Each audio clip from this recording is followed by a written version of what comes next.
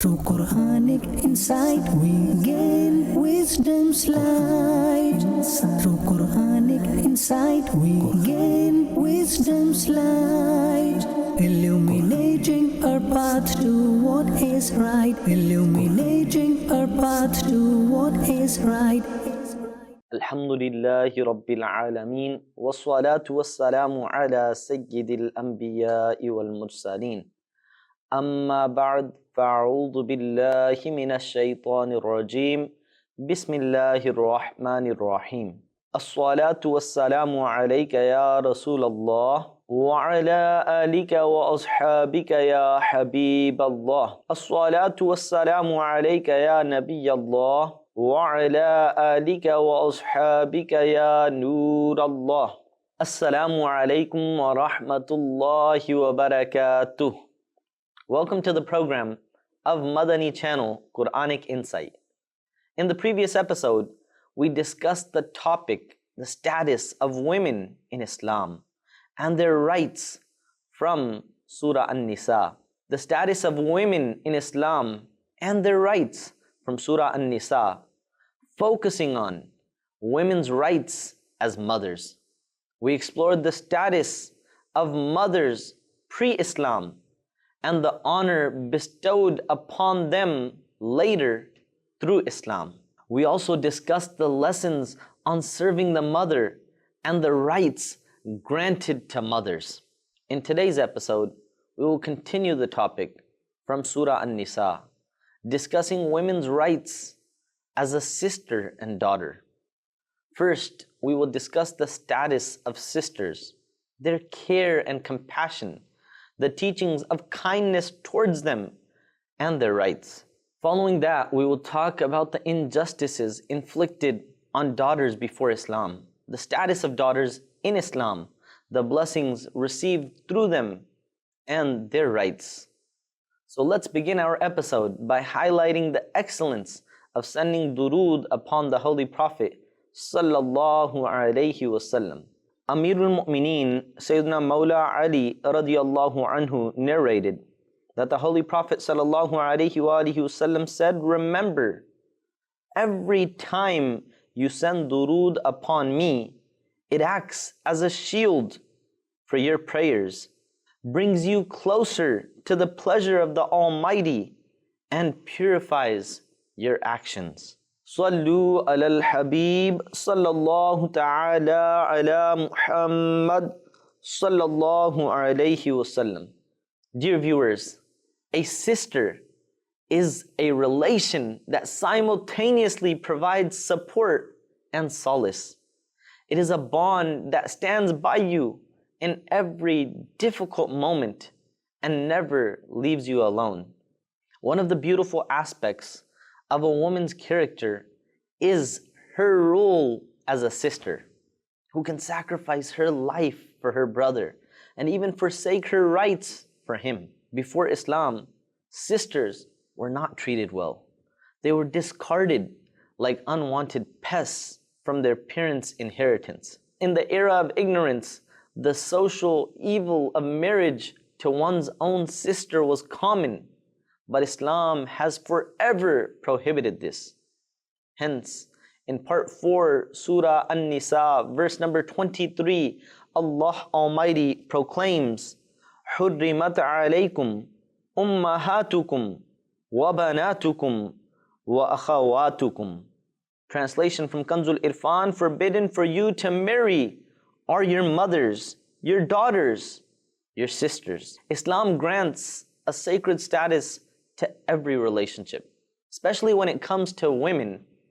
The directives of Islam are very clear in this regard. The respect accorded to a sister in Islam is unparalleled to any other religion. Islam highlights the rights of sisters and teaches its followers to treat their biological and milk sisters with kindness. Sisters stand by their brothers in times of joy and sorrow. After the passing of their mother, they often take on the household responsibilities, ensuring the absence of their mother is not felt. We must respect and honor our sisters. The practical example of respecting sisters can be found in the noble life of the beloved Prophet sallallahu alaihi wasallam. The way he treated his milk sister, Sayyidatuna Shima radiallahu ta'ala anha, is a remarkable example. When she visited him, he sallallahu alaihi wasallam stood up in respect, spread his shawl for her to sit on, and said, "Ask, and it will be given to you. Intercede, and your intercession will be accepted." This act of the Holy Prophet sallallahu alaihi wasallam is not only a clear testament to the respect for sisters, but also a guiding light for all of humanity.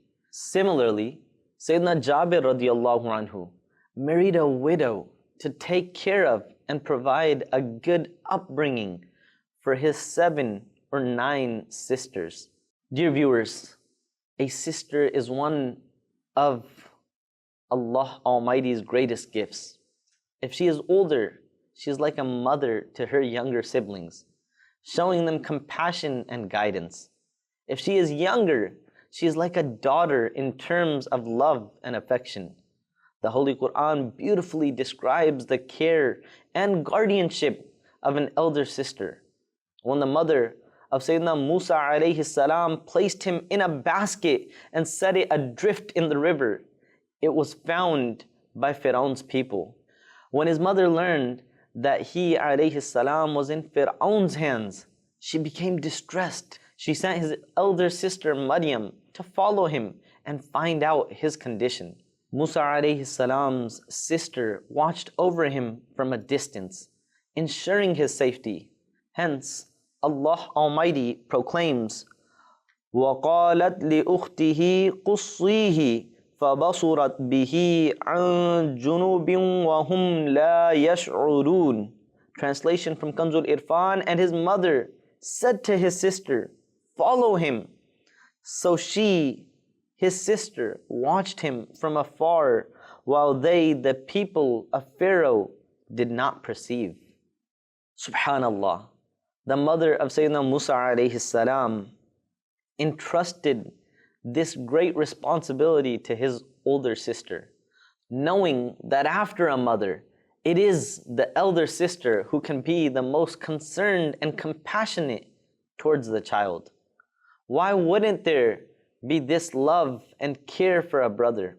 After all, from childhood to adulthood, they have shared everything. They lived under the same roof, ate together, and went through times of happiness, sorrow, and distress together.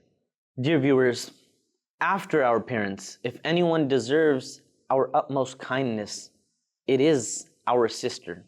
Tariq Muharibi radiallahu anhu states, when we came to Medina, we saw that the Holy Prophet sallallahu alaihi wasallam was standing on the pulpit delivering a sermon, saying the hand which gives is the upper hand.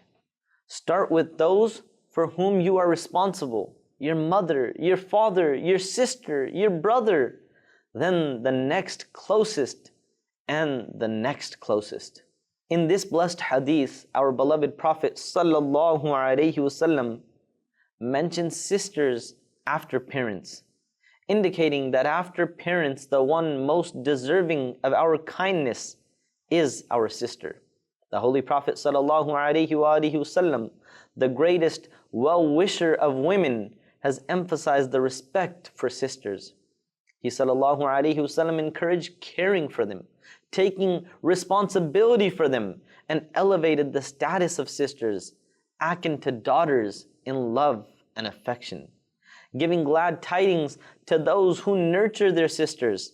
Our beloved Prophet sallallahu alaihi wasallam has said, whoever has 3 daughters or 3 sisters or 2 daughters or 2 sisters and raises them well and fears Allah Almighty in their affairs, paradise will be guaranteed for him. Allahu Akbar. Subhanallah. Allah. The Holy Prophet sallallahu alaihi wasallam encouraged people to maintain family ties by advising them to give their wealth to their sisters. He sallallahu alayhi wa alihi wasallam said to Sayyidatuna Maymuna radiyallahu anha, give your sisters your slave girl to maintain family ties. This is beneficial for you. Dear viewers, Islam is a religion that desires the construction of a good society. Islam is the only religion that clarifies the rights of every relationship. Regarding sisters, Islam advocates treating them with affection, ensuring their education and upbringing. If the father is not alive, taking responsibility for their care. Islam has also outlined the rights of sisters. Let's learn about these rights. The right to inheritance. Islam has granted both men and women the right to inherit and has designated various shares for women in property. Both men and women have the right to inherit from their relatives, just as sons have a share in parental inheritance after the passing of parents. Similarly, Allah Almighty has clearly outlined shares for daughters in Surah An-Nisa verse number 11 to 12. Islam emphasizes giving rights to our sisters. For those who give their sisters their rightful share in inheritance, Allah Almighty has given the good news of paradise. Those who deprive their sisters of their inheritance rights are deserving of the punishment of hellfire.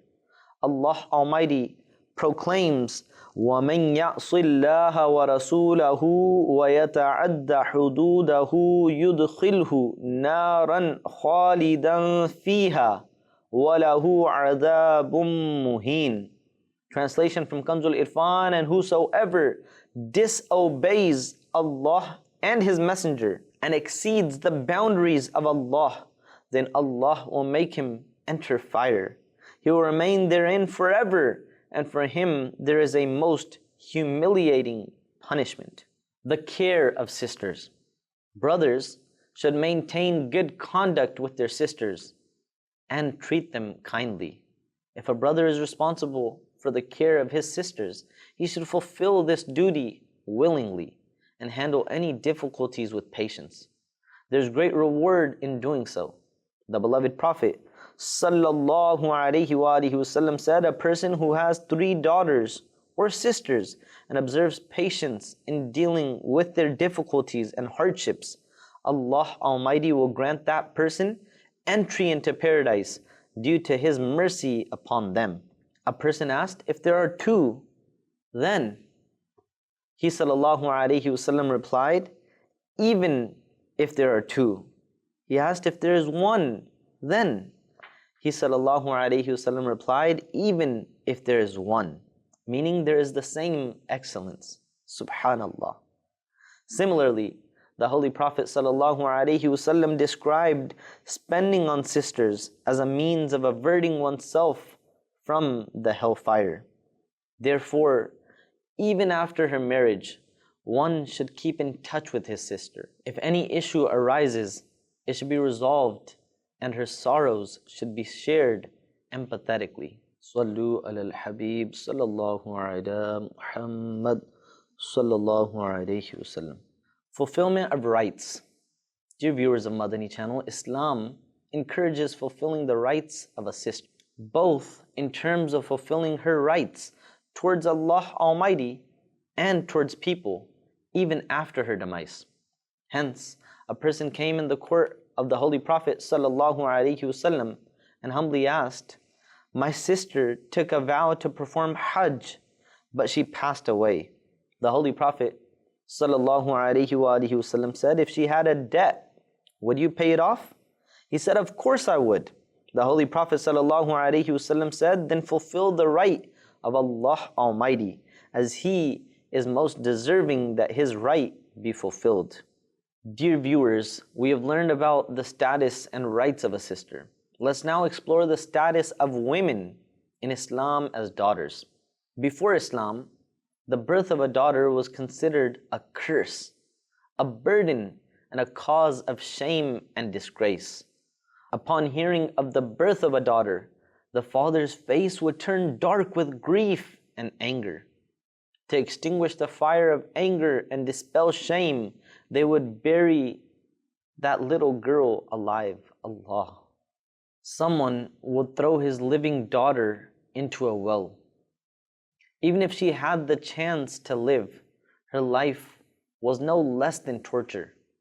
To be beaten and treated like animals, deprived of inheritance, and thrown into rivers to get water. These were common occurrences. In this helpless situation, there was no one to help these oppressed women or share their sorrows. Finally, the dark night of ongoing oppression and injustice ended, and with the arrival of the Holy Prophet ﷺ, the banner of Islam rose gloriously in the world.